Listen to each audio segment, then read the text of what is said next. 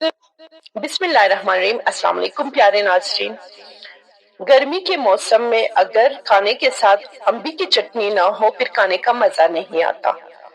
कच्चे आम तो अभी इस सीजन में वाफिर मिकदार में आए हुए हैं और इसकी चटनी इतना बनाना आसान है जिसमें आपके सिर्फ मैक्सिमम 5 मिनट लग जाएंगे। इसको लाजमी बना लीजिए लंच के साथ और डिनर के साथ सर्व करेंगे तो सबको बहुत मजा आएंगे। 6 से 7 टमाटर यहाँ मैंने ली है और आप इसको कट किया हुआ है। इसको किसी पैन में ऐड कर ले।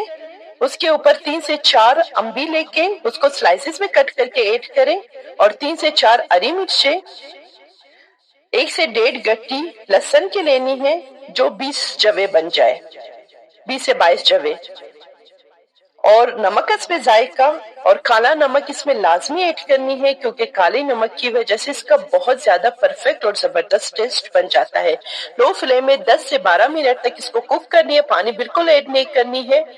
इसके टमाटो की स्किन जो है सॉफ्ट हो जाती है, इसको रिमूव करें और एक मिक्सी जार में इसको ऐड कर ले सारे ये टमाटर और अम्बी वगैरह। इसमें जो पानी है उसको ऐड करने की जरूरत नहीं है क्योंकि टमाटर जो है वो लिक्विड फॉर्म में आ जाएगी। तो इसको दरदरा सा पीसना है, बिल्कुल लिक्विड नहीं बनानी है। 2 से 3 प्याज लेनी है मीडियम साइज की, उसको बारीक चॉप करके इसमें ऐड कर ले।